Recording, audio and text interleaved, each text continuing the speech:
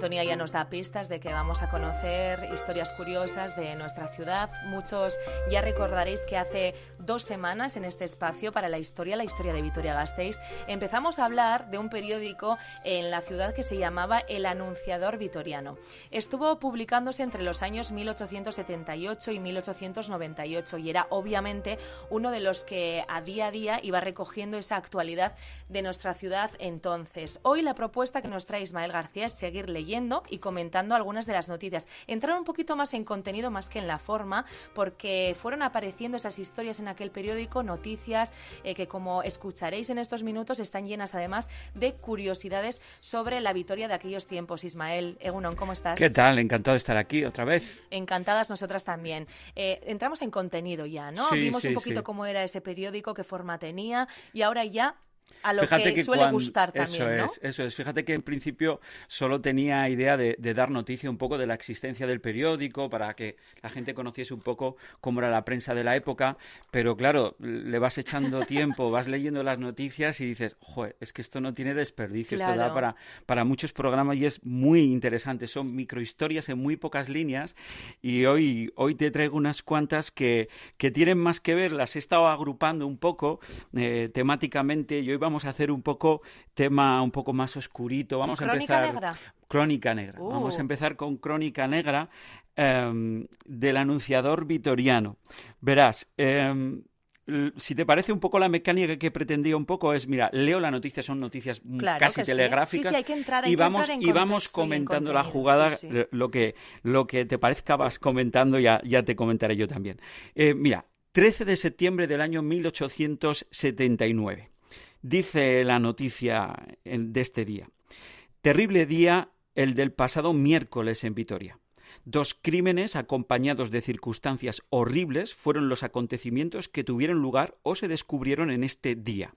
He aquí, según las versiones que han llegado a nuestros oídos, lo poco que se sabe sobre ellos. Bueno, ten en cuenta que aquí la redacción de este periódico lo conforman 2 personas prácticamente.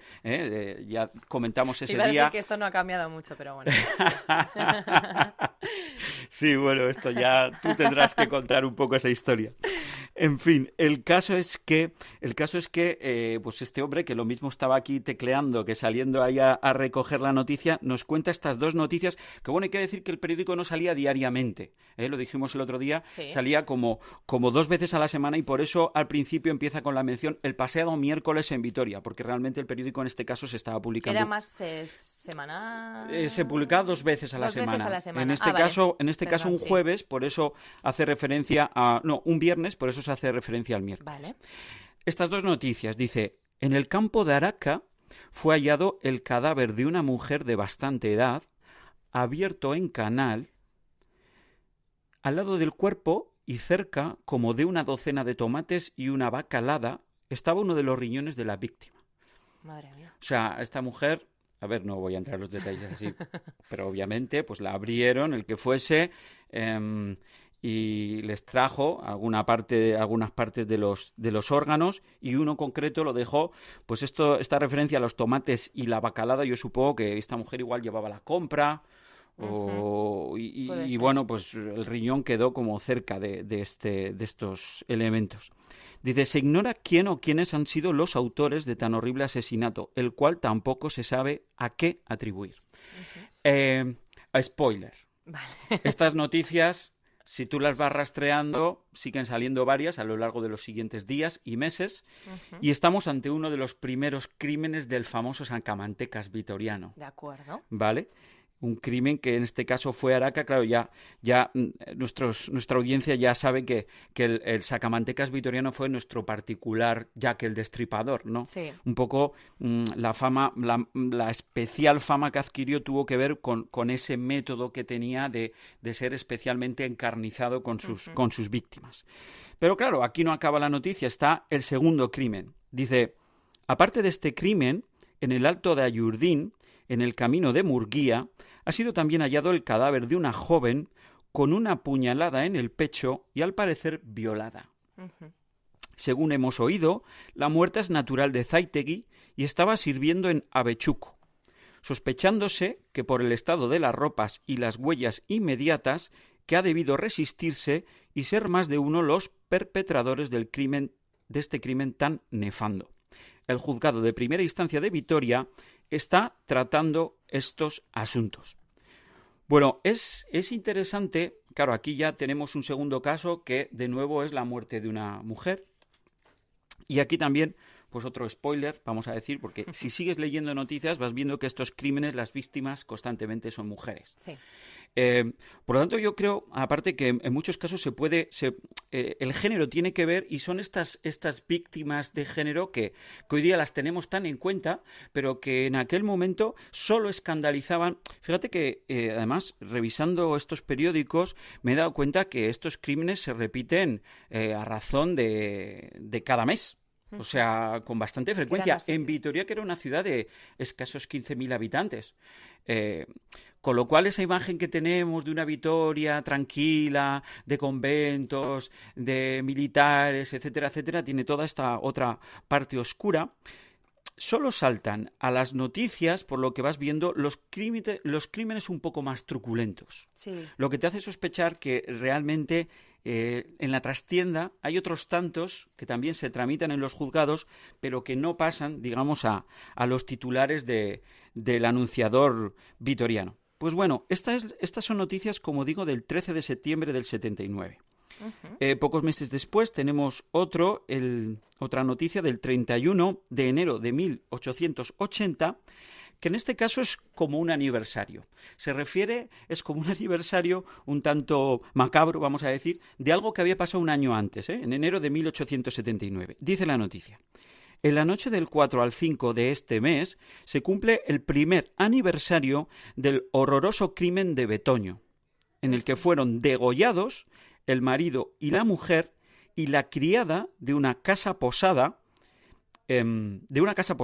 crimen que llenó de consternación a esta ciudad y cuyos autores aún se encuentran en la cárcel, excepción de uno de los cómplices apodado El Churrero, que fue conducido hace meses a un manicomio por haber perdido el uso de sus facultades mentales.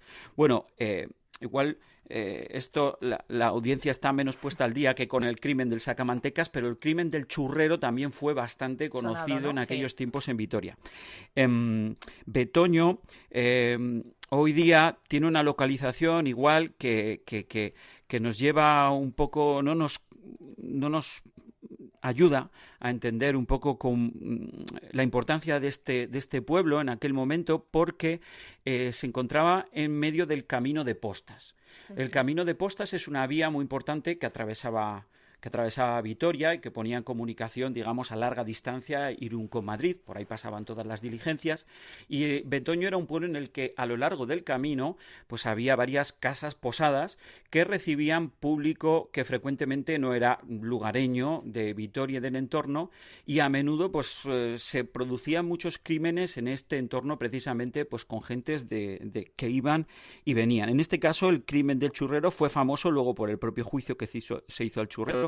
Churrero, además, estaba en esta época la polémica, también con el sacamantecas, de si el crimen residía en el criminal de nacimiento, es decir, si el criminal nacía o se hacía. O se hace, ¿no? Eso es, sí. Entonces había una lucha que estaba sobre todo en los juzgados y entre abogados y entre el mundo de la medicina, porque en aquella época también se pensaba que había determinados especímenes que por la forma de su cráneo, por su forma de hablar, ya se podía detectar antes de que hiciesen un crimen que eran criminales. Ya entonces se estaba hablando un poco de la posibilidad de hacer detenciones preventivas ante perfiles.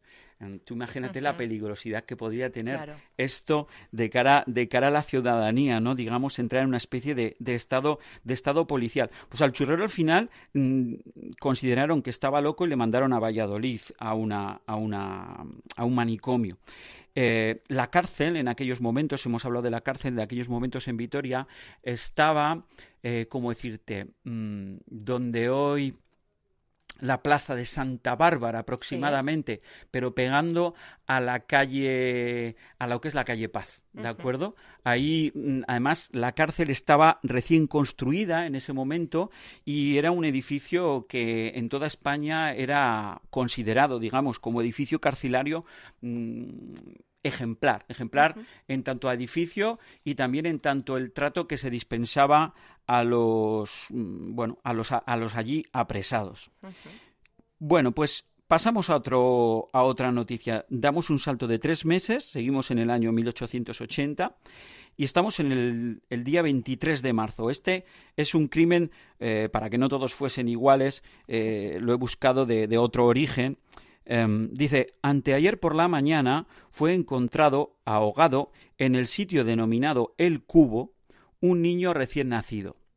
La autoridad judicial está entendiendo en el asunto, habiendo encargado la autopsia del cadáver al médico don Pablo Martínez.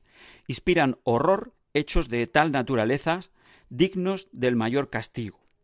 Bueno, en este caso estamos hablando de un recién nacido, probablemente abandonado por su madre o por sus padres o por sus progenitores, en cualquier caso, que otra de las opciones que solían tener, y era bastante frecuente en Vitoria, era que los dejasen expósitos en el hospicio, es decir, los dejasen sí abandonados, pero digamos en la puerta del hospicio para que estos niños los acogiesen.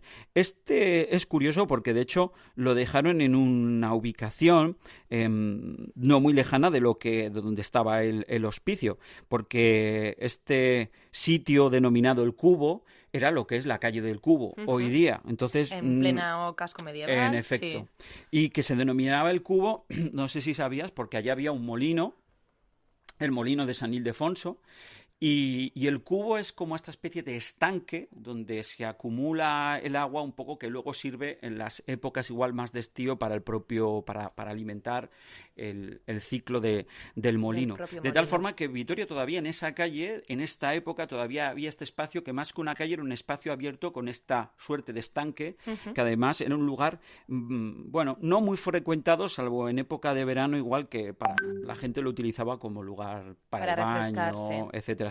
Por lo demás, las crónicas cuentan que aun siendo Vitoria, era un lugar como muy abandonado. Precisamente por eso quizás el interés de abandonar al niño allí, que era un sitio, digamos, discreto, donde la cosa pues podía pasar más o más desapercibida, ¿no? Pero no lo pasó porque llegó al anunciador vitoriano.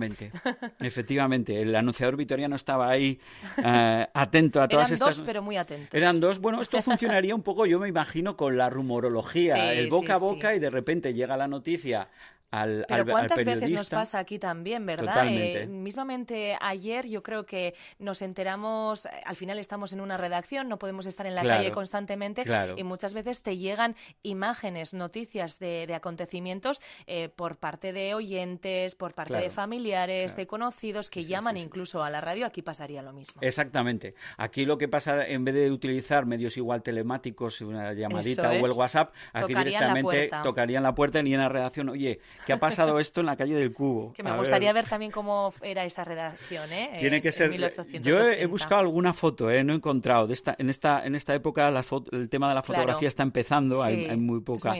La redacción estaba ahí en la calle Dato, prácticamente pegado a la estación de tren. Bien, noticia, 1 de junio de 1880. Este también es un crimen, pero de otra característica, casi más bien podríamos hablar de una reyerta. Vale. Dice, al regresar a su casa, en la tarde del 26, estamos 26, si esto es 1 de junio, pues será 26 de mayo, ¿no? Un vecino de Virga la Mayor, llamado Ignacio Pérez, fue acometido por su convecino Juan Ochoa, que le dio varios azadonazos en la cabeza, causándole una herida grave. ¡Qué barbaridad! Sí que sepamos el motivo de la agresión. El juzgado municipal de aquel distrito instruye las oportunas diligencias. Bueno, o sea que salían un poquito más allá de Vitoria-Gasteiz también, ¿no? Y llegaban al territorio un poco... Efectivamente. De todas maneras, fíjate, incluso hablando de los crímenes, hemos hablado de Araca, Betoño está bastante más cerquita, luego ya hemos hablado de la calle del Cubo. Vitoria era una ciudad, a ver, ¿cómo decir? La gente, no tanta gente vivía en Vitoria, pero sí mucha gente trabajaba en Vitoria. Claro. Y era bastante frecuente que gente de pueblos aparentemente tan distantes, en coche no, obviamente, pero sí con los medios que utilizaban entonces, que normalmente se desplazaban a pie, y ya, que vengan de Virga la Mayor a pie. Hay una distancia. habitualmente hacían ese circuito, o sea, recorrían eso en el mismo día. Venían, trabajaban y estaban, igual no volvían el mismo día, pero volvían al día siguiente. Quiero decir, había una población no permanente en Vitoria, de gente que era de los pueblos del entorno y no tan del entorno inmediato. Y es curioso, entre toda esta población que está en este continuo van y viene, que se da la mayor parte de los crímenes. Y aparte, en tránsito, en los tránsitos, ¿no? Esta gente, pues normalmente anda sola. Va y viene a casa. Alguien que se preocupe un poco por cuáles son sus hábitos, los va a detectar enseguida. Y puede saber enseguida a alguien que quiere hacer un robo o que quiere, como en este caso, agredir a su vecino, dónde le puede pillar. En qué momento va a estar fuera de casa, yendo al trabajo. Eso es. ¿No? Entonces, al final, la rutina. Entonces, al final, como ves, pues detrás de estas noticias, no solo con estas noticias, yo ya he leído muchas más, te trascienden cosas particulares, detallitos de cómo era la vida y la Vitoria en aquella época. Y ya por último, no sé si nos da para una última noticia. La última. Ahí, venga. Pues el 5 de junio de 1880, lo he puesto como... Todos son curiosos, pero me parece bastante curiosidad. Es bueno para rematar, ¿no? Para rematar, sí. Entramos como con algo graciosete o algo... No sé. Han sido condenados a 3 días de arresto por el juzgado municipal de Barrundia, según nuestros informes, 2 sujetos que, creyendo que para nada servían las losetas que forman parte del pavimento del pórtico de la iglesia de Otaza, se apropiaron piadosamente de 3 para convertirlas en cal. Mira. O sea, es decir, yo necesito cal para poner una pared nueva en mi casa, y como aquí en el pueblo de Otaza parece que en el pórtico, parece que estas piedras, estas losetas sobran o no las usan para nada, pues allá que me voy a coger estas 3 y las vamos a convertir en cal para ponerlas ahí en mi casa.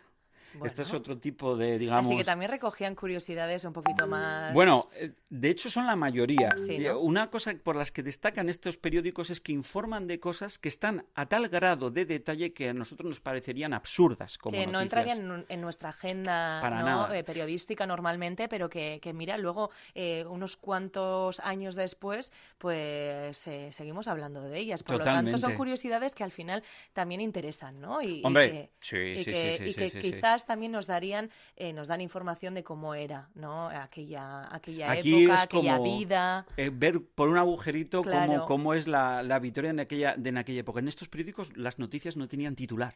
Vale. No tenían titulares. ¿Eso qué significa? La gente leía el periódico de principio a fin, seguido. No eran muy grandes, no eran tan grandes como los de ahora. Bueno, pero sí, tenían que para enterarse necesitaban leer la noticia completa, y ahora lo ponemos un poquito más fácil. Eso es. No tenemos que llegar al final.